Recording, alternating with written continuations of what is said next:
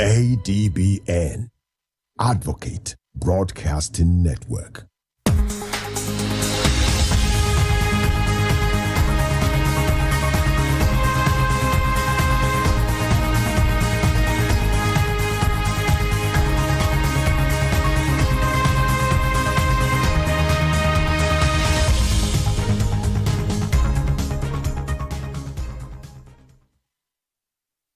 Hello and welcome to another beautiful afternoon here on Softline. I am Nancy Banigo, and with me today I have Eddie Young.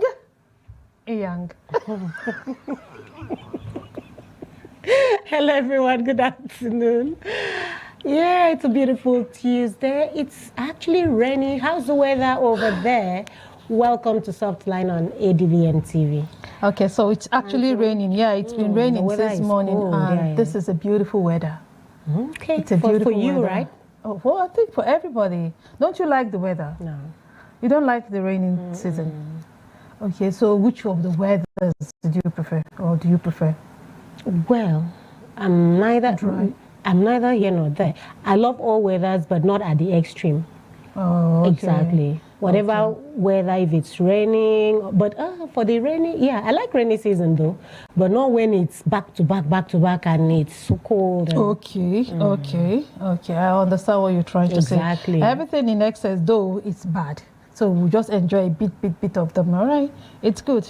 So today I saw a video. I don't know. I would like to get your opinion on this. Always seeing videos. I tell you, you're always online. You don't see anyone. So let me help you and see them. and then you come seek my opinion. Yes. Now, because I know things that will interest you. So I know this one will interest you. It's about Daddy Freeze actually. Daddy Freeze and you see, so I'm keeping you updated. So Daddy Freeze and his wife, he was slammed with a 5 million naira fine. What for? To pay for a court case against him for adultery. It was alleged that he had a relationship with his wife while she was still married to her ex-husband. But the funny thing in this thing is the wife has actually filed for a divorce with the ex-husband before she met Daddy Freeze. According to her, she came online and she narrated this part of the story. Now, this divorce process has taken 12 years. Now, tell me, Eddie, how can you file for a divorce against someone you know, okay, there is nothing that can join you and this person. You guys have made up your mind to go your separate ways. But for one reason or the other, the court has, said, okay,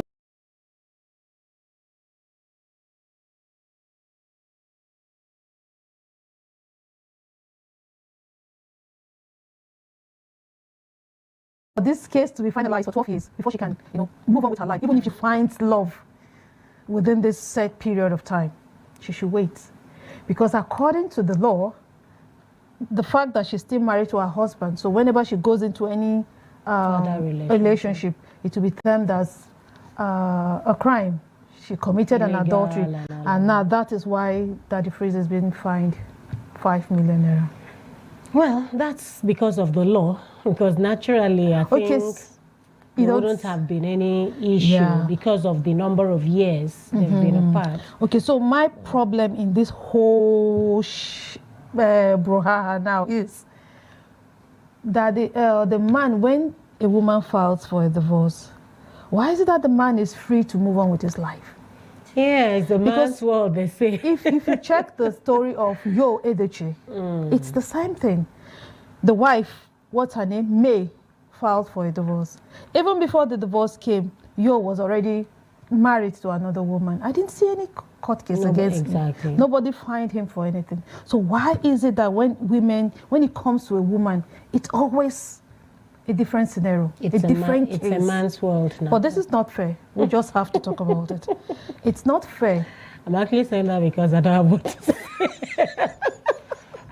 I really can't give an input. I know what the reasons are. And besides, why do the court keep adjourning the case?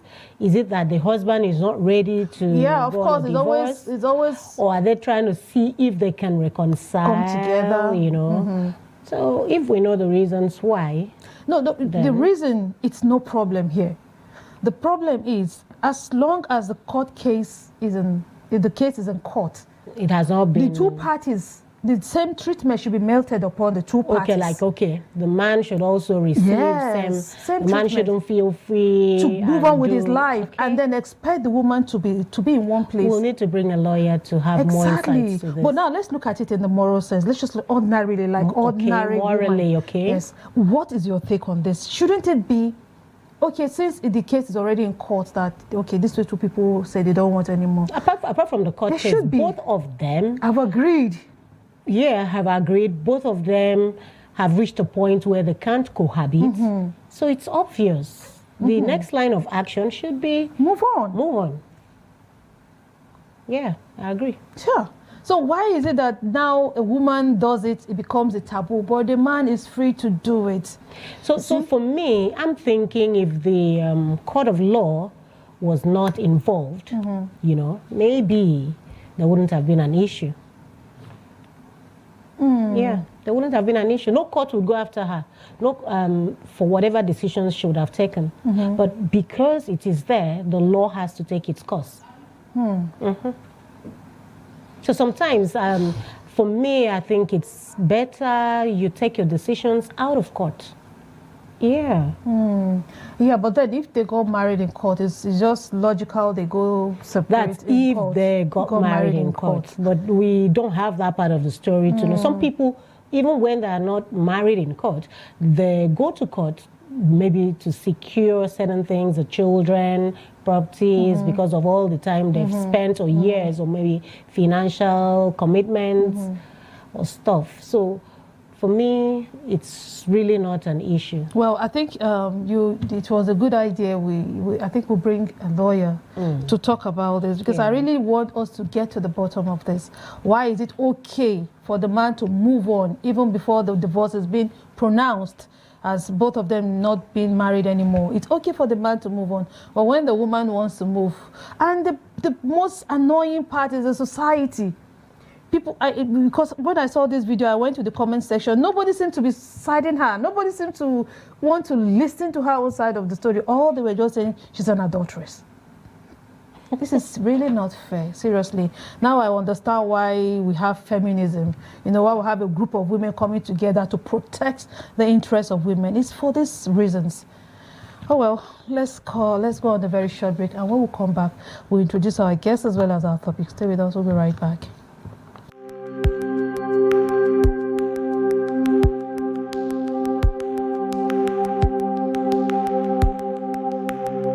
Welcome to the Niger Delta, a region of incredible beauty and stark contrast. From its breathtaking landscapes to its rich cultural heritage, this is a place where history and modernity collide. But beneath this serene surface lies a story of struggle and resilience. The Niger Delta is the lifeblood of Nigeria's economy, home to vast oil reserves that fuel the nation, yet it is a land where the people fight for their share of the wealth.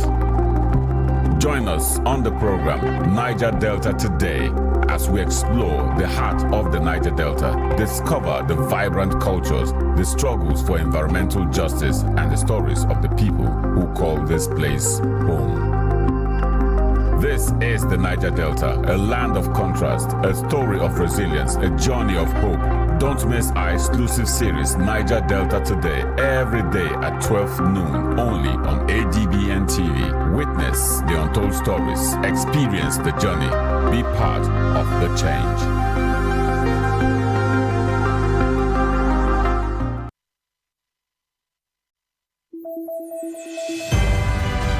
Rebuilding trust.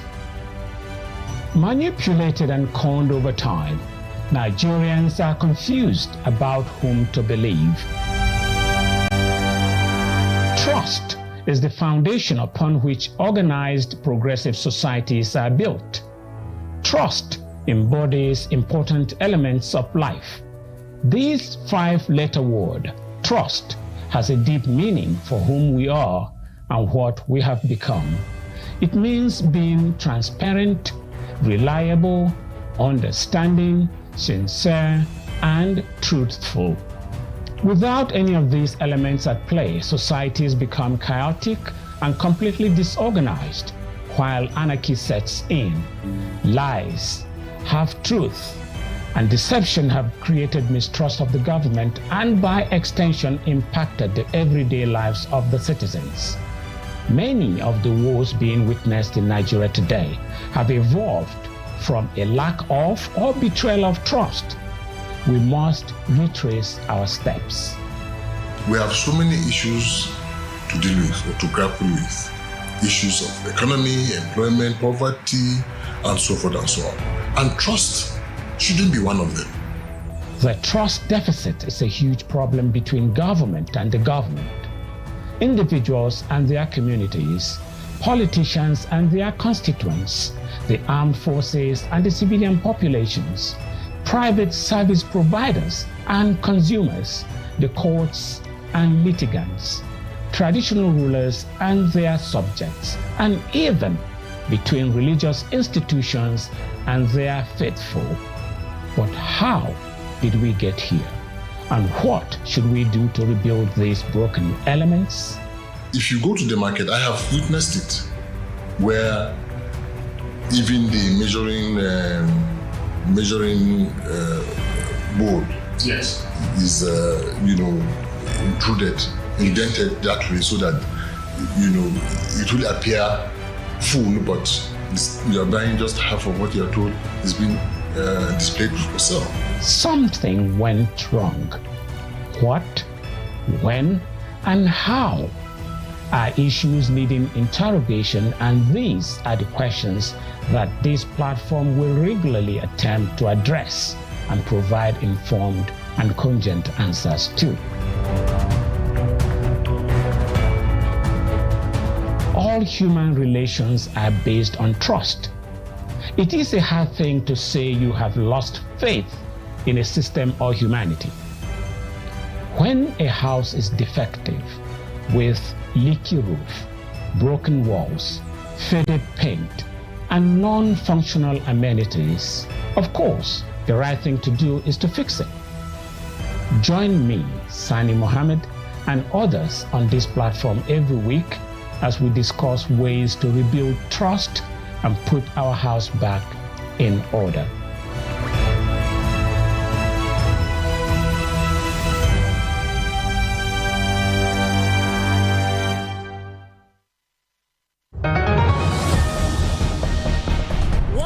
Of your daily dose of news from around the world. Whether it's a diplomatic breakthrough, a humanitarian crisis, or a scientific discovery, Global Digest gives you a deeper understanding of the world around you. Join me, Amma Marcus. Let's stay ahead of the curve with conversations that are shaping our planet at 11 a.m. on DSTV, channel 258, and on Star Times, channel 140. Global Digest, your window to the world's current affairs, only on Advocate Broadcasting Network.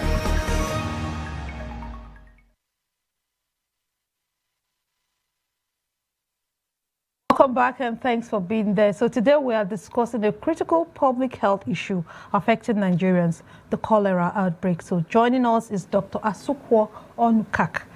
He's an infectious disease specialist from the University of Uyo Teaching Hospital. Doctor, you're welcome to the show. Thank you very much. All right.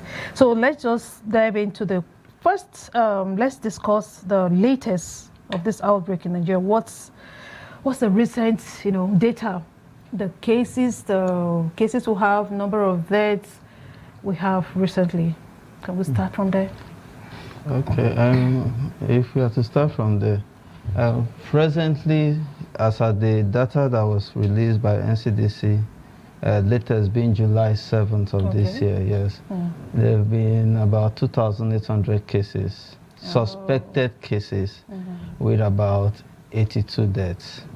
That gives what we call the case fatality ratio. Case fatality is the number of deaths over the number of cases. Case fatality ratio is about 2.9%. Above the benchmark from the WHO should be about 1%. But it's important to highlight at this point that there are differences between suspect cases and confirmed cases. Okay. And then usually in the setting of a cholera outbreak, once people start manifesting signs and symptoms suggestive of cholera, you don't go and start waiting until you confirm the diagnosis. You do a laboratory test, you have to now start intervening, treating. Okay, but that is the picture so far. There's involvement of about 33 states. Akwa Ibom has had about 10 suspect cases. That's between January and July 7th. Yes, about 10 suspected cases. I think it's involved about 33 states of the country. It's just about 3 states, though, in the north central region that have not had suspect cases yet.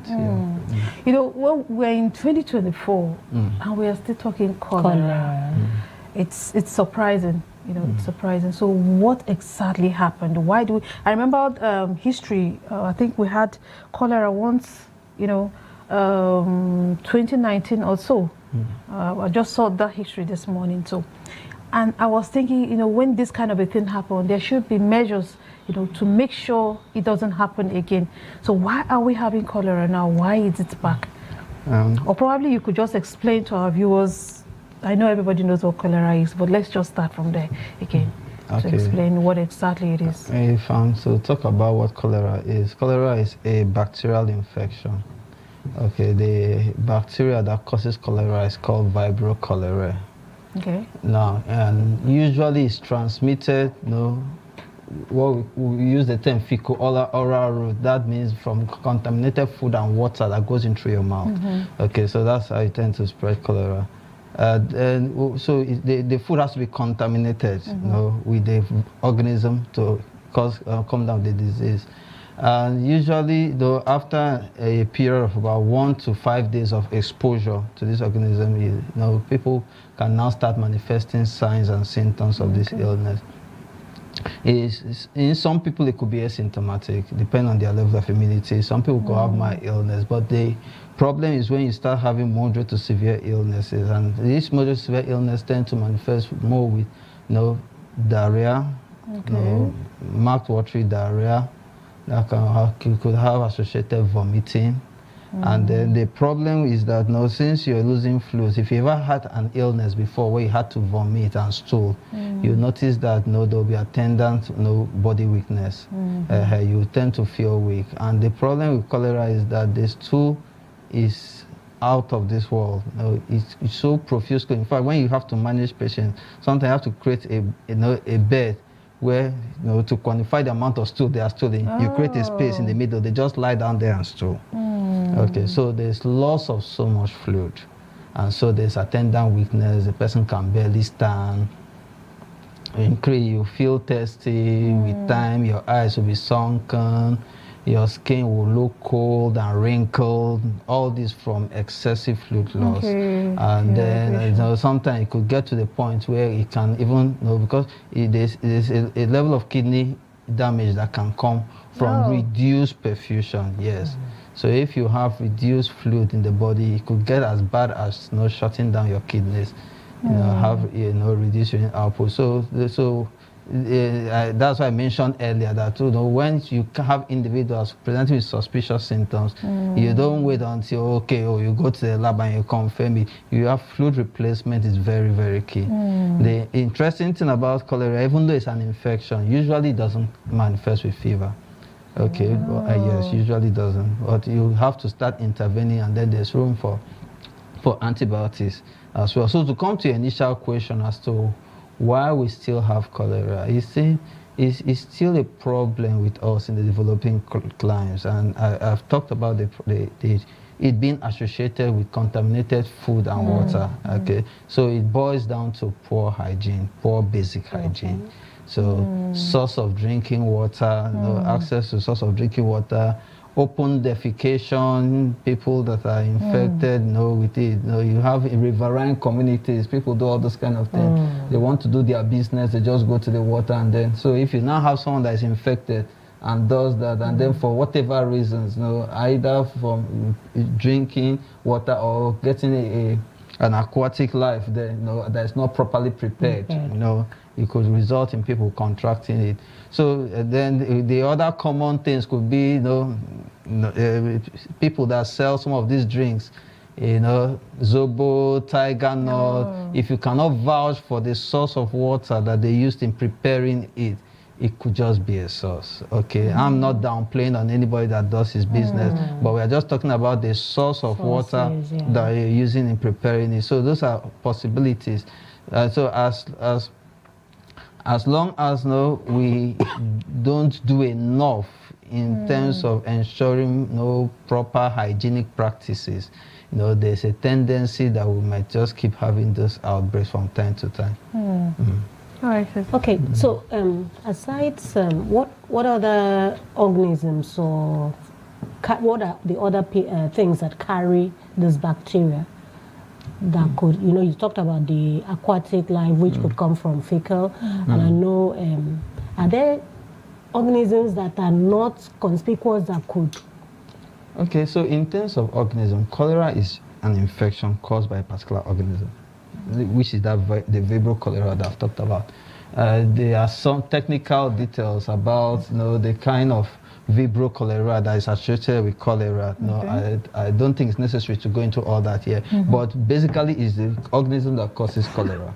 Okay. But as to the spread, it basically boils down to hygiene. I've also mentioned the fact that they talked about the issue of people coming in contact with contaminated water. Sometimes the other part could even be our toilet practices.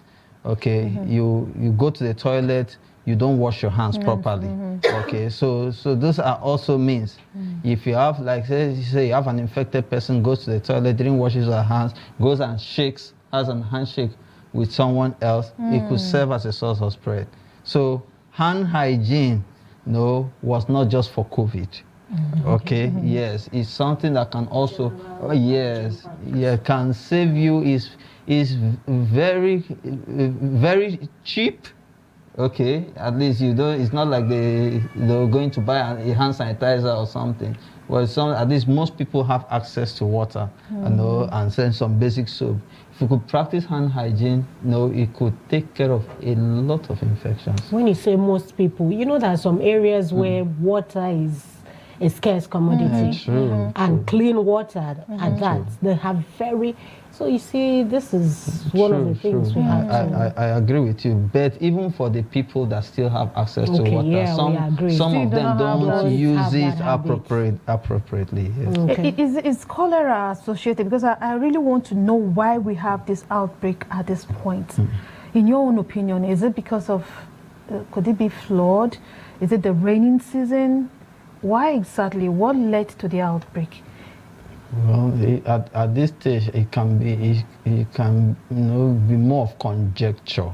Okay, you might not really be certain, because it's sort of like the most affected state in Nigeria now is Lagos.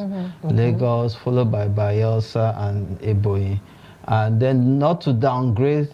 Like I said earlier, the people that sell these drinks, people have suspected that the sale of Tiger Nut and Zobo and all could be implicated in some of the cases that happen in Lagos. But I think it boils down to the fact that you probably had someone that was infected, or a group of people that were infected, and then maybe had access to a common water source or something. Yes, contaminated it, that led to spread. It's usually that way. Yes, usually you have an infected person getting access to a source where other people access, and then from there it now spreads. Okay. Because for the states that have this high statistics, so it's their contact tracing or information gathered tilts towards the fruits. Because I know there's this, like you rightly said, they had to give advocacy. We should stay away from those things. Those over drinks. So, from their findings. So, like I said, it's conjecture. So it's being taught. So if you can prepare your own drinks yourself, you boil your water, you know how to do it, it's fine. It's not about the zobo or the tiger. Yeah, you know why I'm asking? It's about the source of the fluid. Okay, you know why I'm asking? Because I want to know, when you present yourself sick in the hospital, inquiries are being made. So from those people who have been down with it, what are the common excuses or is it reasons they give, saying, okay, maybe that could make one, maybe they've been exposed to taking certain kind of fruit, or so that could now also make the conjecture look like the risk is higher towards that. Yes, and is there any documented fact on that? None that I'm aware of. Okay. But the point I wanted to add was that sometimes you have people that maybe because of the kind of work, the nature of the work they do, they may not eat at home. So food sellers is another risk. We are talking about who is preparing what you eat, who is preparing what comes into your mouth. So sometimes if you go to a place that maybe someone that is selling food and then using contamination, maybe the person was exposed to the cholera bacteria and then it contaminates the source of water I use it for. So it may not be the zobo or the tiger, it may even be where you even go to buy food. Okay, because even before now, at least, I've had instances of people that say, no, don't go to this particular restaurant. When I eat there, I tend to have diarrhea. Okay, so those things happen. So it just boils down to hygiene. Proper hygienic practices, and then people have talked about. Besides open defecation, where people defecate directly into the water body, sometimes you could even have sources of defecation. Maybe you feel you are defecating in the bush, in the rural communities, and then the rains now come and wash them down to the water body. So all those are possible risks. That's why, in the setting, particularly in the setting of this outbreak, people have advocated, having, like the pit latrines, that are sited far away, from water bodies, could serve. Talking about rural settings now, instead of them doing the open defecation in bushes or going directly to the water body. All right. So apart from open defecation, what other factors predisposes one to, having this diarrhea thing? Open defecation, unhealthy hygiene. Is there any other No, basically that. Contaminated foods and fleas. Okay. So the unhealthy hygiene is broad. I've talked about poor toilet practices, where you have access to water that is not properly treated, and it's contaminated with this organism. It basically boils down to all that. Yes. Okay. So for this outbreak, I tried to link it. It's not airborne. It's fecal-oral, you said. So now, for the outbreak we have, and it's going across 33 states, it beats my imagination. If, let's come down to Akwa Ibom, we have suspected 10 cases, you said. Okay, so could it be these people have had contact with the ones since it's not airborne and it's hygiene based, so what could have triggered it down here? So, and other states, because I'm trying to see the relative, as in how related it is. Because if we have this disease in a particular state, and then it's traced to unhealthy hygiene practices, for it to spread, and become. I understand what you're saying. I just hope the doctor understands. Okay. Well, to attempt to answer the question, if I don't understand you better, you give me clarification. But to attempt to answer the question, I need to explain a concept. There's a difference between suspect cases and confirmed cases. You mentioned that. Yes. And then most of the cases of cholera have really been managed on the basis of their symptoms. They've not been confirmed. Okay. So if you now have people that had diarrheal illnesses, in Akwa Ibom, that resolved and recovered, it may not have been cholera. That's the point I'm making. So when we are giving this data, it may not have definitively been cholera. When we are giving this data, the data on the NCDC side is really talking mostly about suspect cases. So it's important for us to. There have been some confirmed cases, amongst all those data, but they didn't really specify how many of these 2,809 cases between general have been confirmed. They didn't specify. And then we know that diarrheal illnesses can be due to a whole lot of other organisms. So it's not, cholera may not be the only culprit. But in a situation where you have like Lagos, where you have so many cases and you have some that have been confirmed to have cholera, it's important to put in practices to reduce the spread. So it's possible that the cases we even had in our state were not cholera. Okay, so if we've come this far, let's talk about cholera, because to be forewarned is to be forearmed. It's good to know the disease and then preventive measures. So we can, talk about so Doctor, the preventive measures, you mentioned the hand washing, one of them. Or what other things? Hand washing, either with soap and water, or use of hand hygiene. Use of hand sanitizers, alcohol hand sanitizers. Some of those things that people did a lot during COVID, and then they felt that since COVID is no longer there, it's over. There's still room for that. There's still room for not, as much as possible, if your hands are not clean, try not to take it towards your mouth or your eyes. Then wash your hands properly before and after meals. Ensure proper hand hygiene after using the gent. So all those things come into place. Then source of drinking water, be sure as much as possible have access to portable source of water. If you can't, if you're in a place that you can't really get that, there's room for boiling. You could boil the water before you drink. Some people even filter, boil it, filter, and for drinking. So then ensure that you cook your food properly before eating. All right, so Doctor, we'll go on a very short break. And when we'll come back, we'll continue with the discussion. Stay with us, we'll be right back.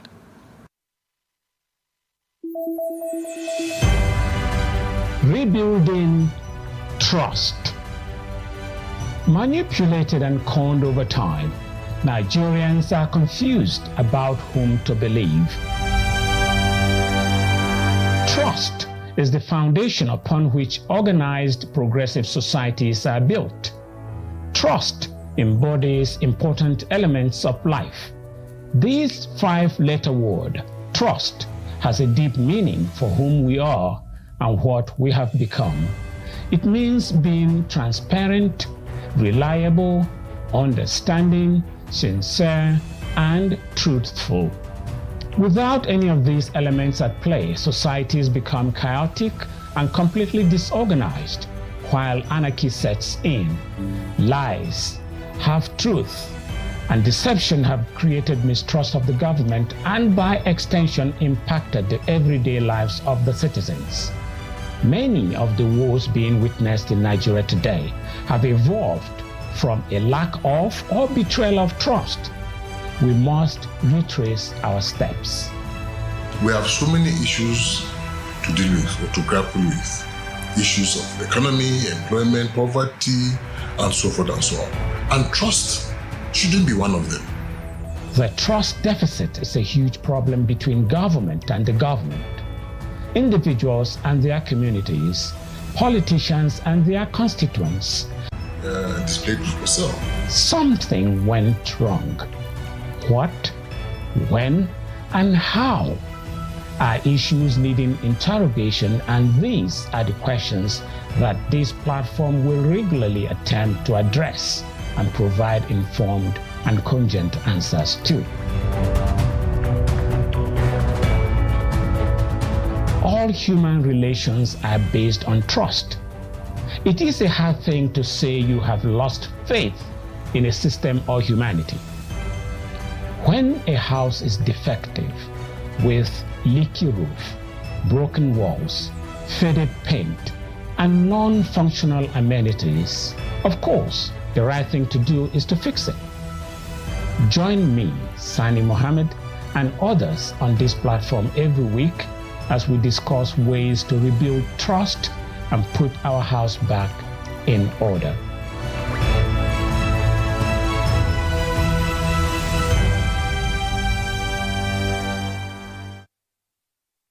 All right, thank you for being there. So we're still discussing cholera. I wanted to say COVID.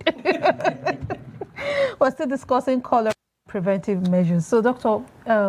Editor was asking for the variants of, if there is, for cholera. Okay, so let me finish about the preventive measures. So ensuring that you wash your fruits. Sometimes as basic as washing fruits. Go by the roadside, buy an apple, buy orange. Next now thing you're attacking. Sometimes we do this thing, we just clean and we just buy it. So African man. I tell you. True. So those are little things that we could do to prevent us, being exposed to some of these organisms. Okay. So and then, when vaccines become available, vaccination could also help as a preventive measure. So at what point do you vaccine? Usually when you have an area that is endemic for cholera, okay, so if they know that, this particular area, they usually always have a year in, year out, you could make provisions to get them vaccinated. So for now in Nigeria, I know that, the government is still trying to work out the logistical modalities of making vaccines available. But there's room for that.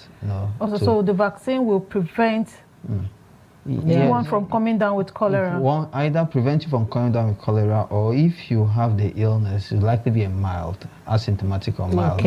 That's usually what vaccines tend to do.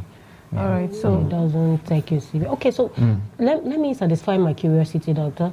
You talked about the hand washing and sanitizer. And could there be an abuse when you wash with soap and water and still apply hand sanitizer? It's not necessary. It's an overkill. Oh, okay, fine. Because when we talk about, when we preach this, we should also know that there are limits to it, so people don't abuse.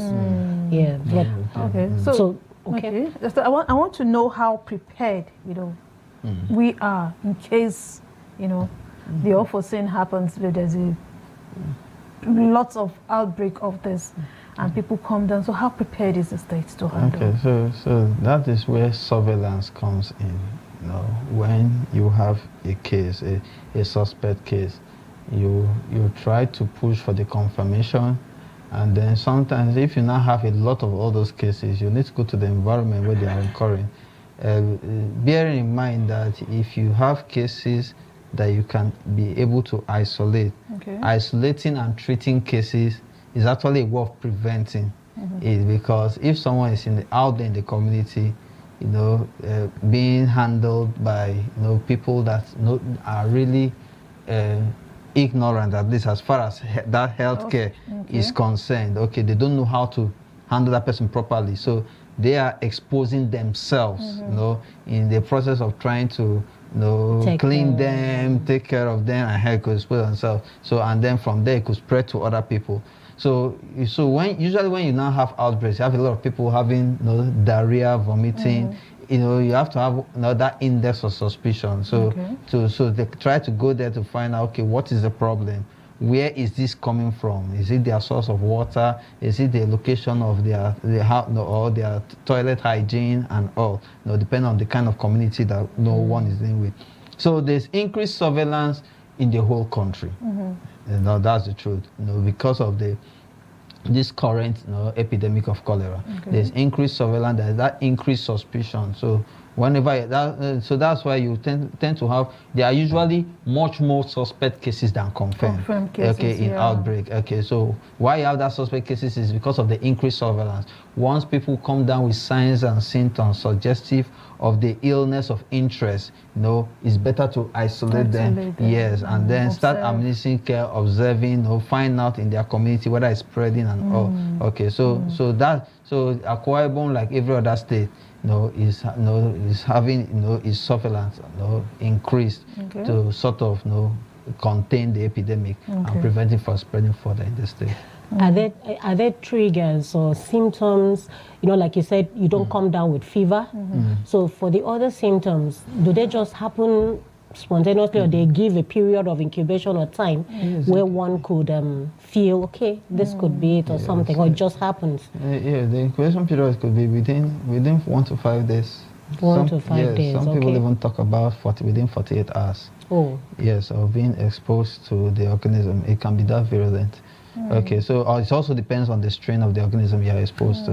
Okay. Yeah, you mentioned about the strain. I think exactly. Let's just have knowledge about dangerous one. Yeah. Okay, so when we are talking about strains, general. Okay, for cholera, we have what we call serogroups. There are different serological groups of the cholera organisms. Okay, so the ones that have really been associated, with cholera infections, amongst man, are the 01 and then the 0139. Okay. And then for the 01, it's subdivided into the classic and the L-TOR biotypes. Okay, now we've had different cholera pandemics, about 7 cholera pandemics.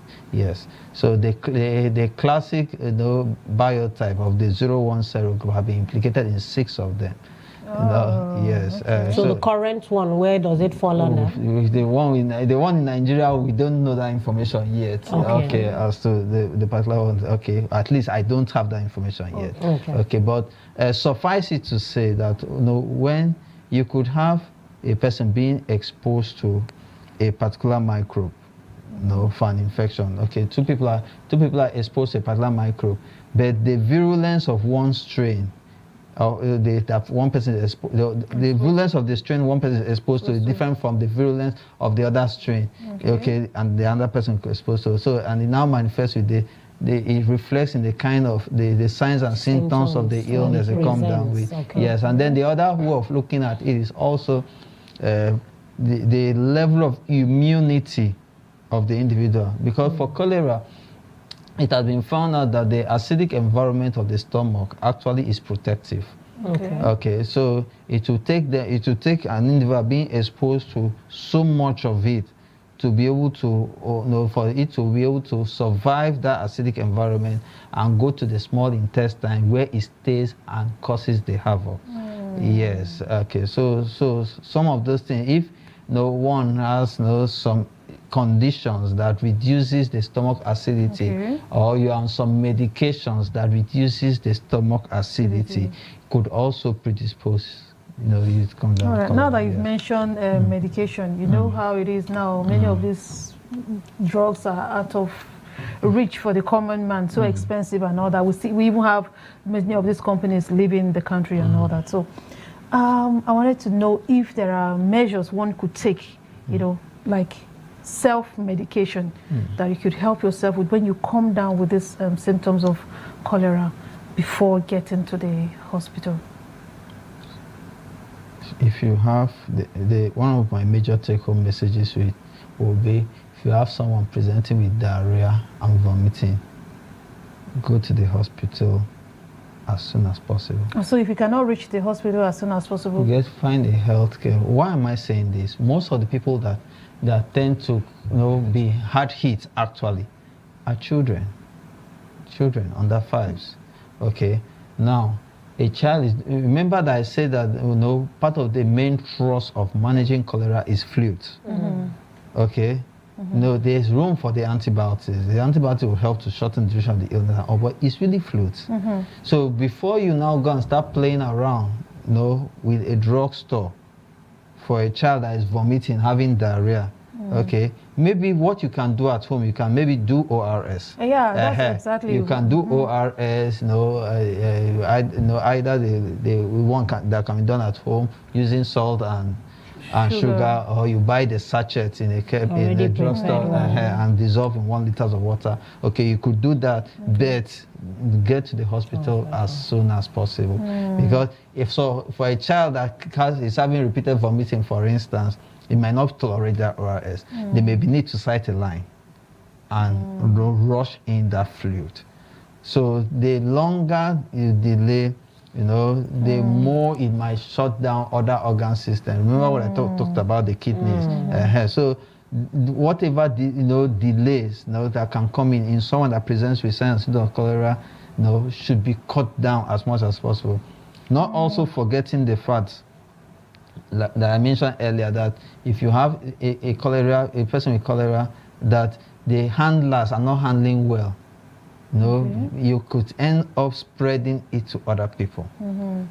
So the earlier you actually get to a facility where the person is properly handled and treated, the better. Okay, so if it is managed on time properly, there will not be any need for the increasing number of deaths. Because I'm beginning to wonder why we have increasing number of deaths when it comes to cholera. Because all you've explained are just a loss of fluid. Only in few cases where you have anti-malaria being administered to help. Antibiotics, sorry.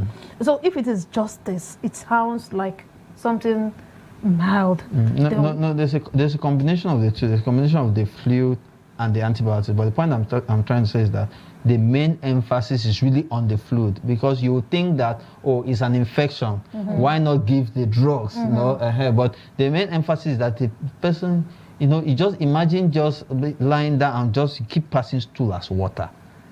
Okay, so that fluid loss alone, well, you need to rehydrate the person a bit before you even start. There's emphasis on even rehydrating first before giving your antibiotics, but the two are usually combined.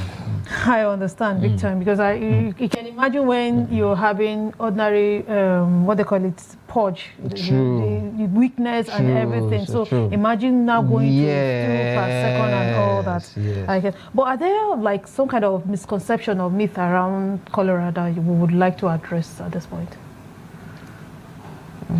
Really, I don't know about any misconception.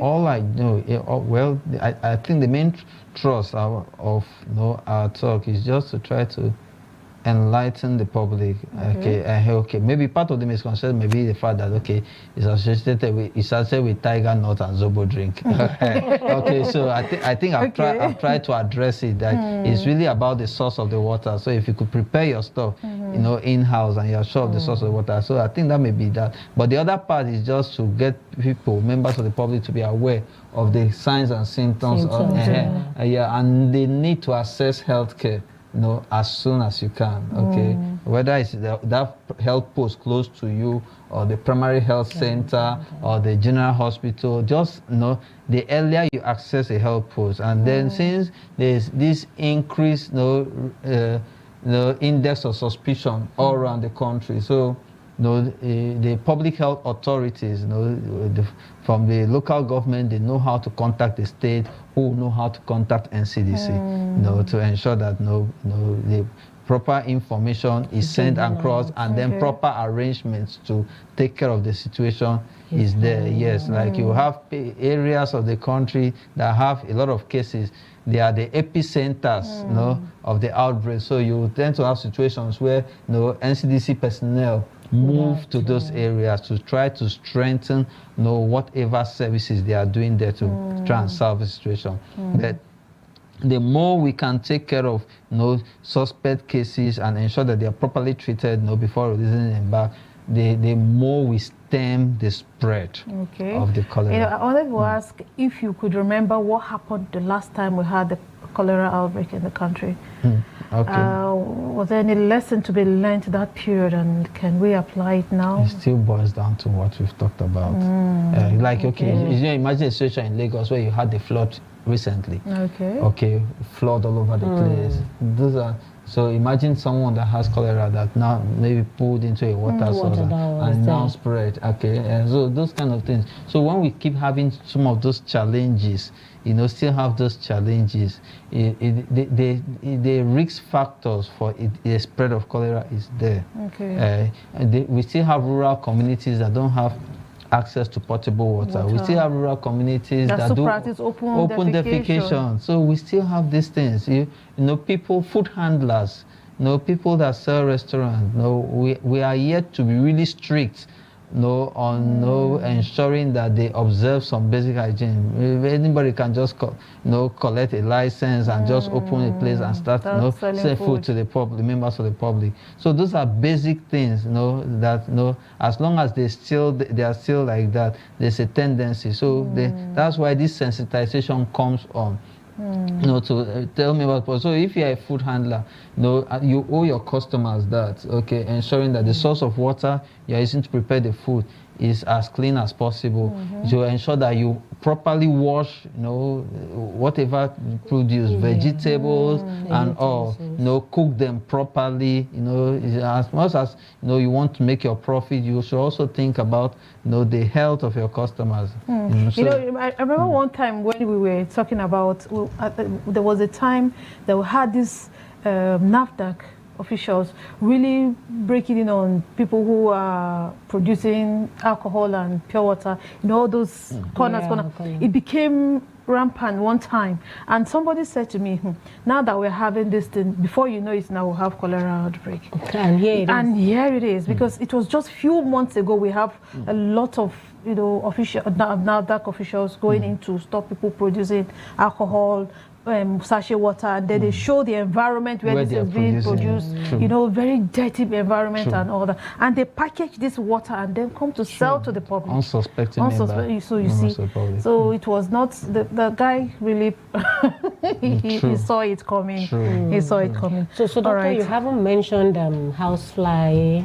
Yes, in this case, because I know before now, it's always associated. It is. How is that associated? You have settings where you have people that excrete outside, and then the foods are not properly closed, and then the houseflies perches on that contaminated fecal matter and then comes to your food and drops it. So besides spreading of cholera, it spreads most other things. So yes, covering food sources properly could also serve as a way of preventing. That's terrible. That's terrible.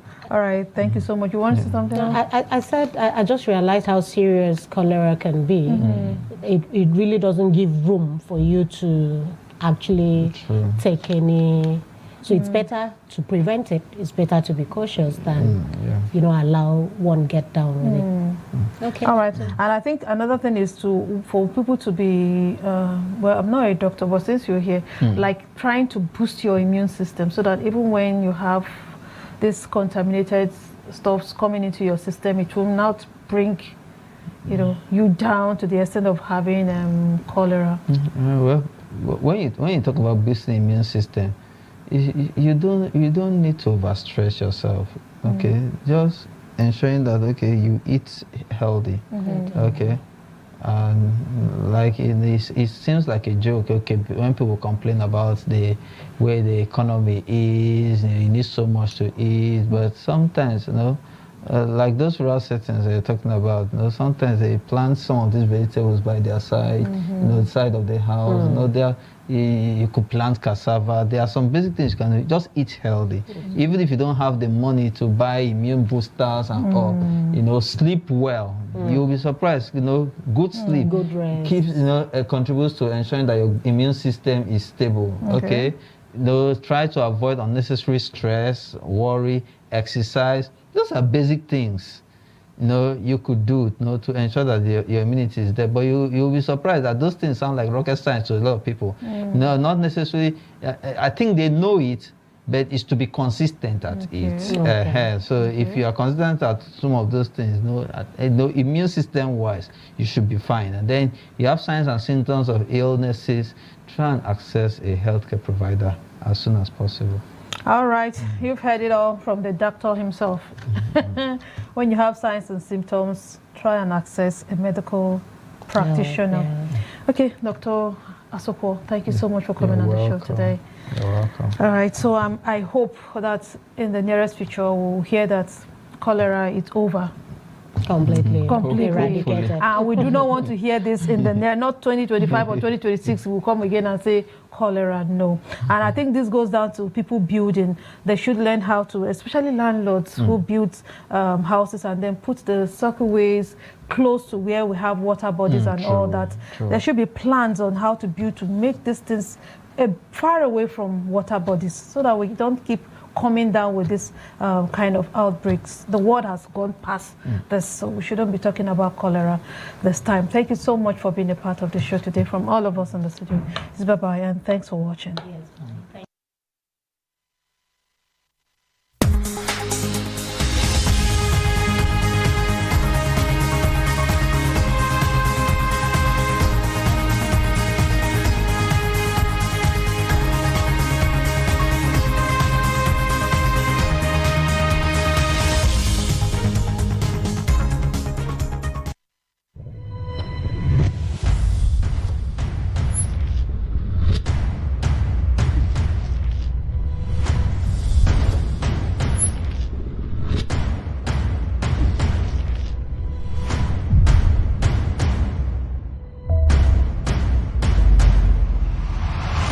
ADBN, Advocate Broadcasting Network.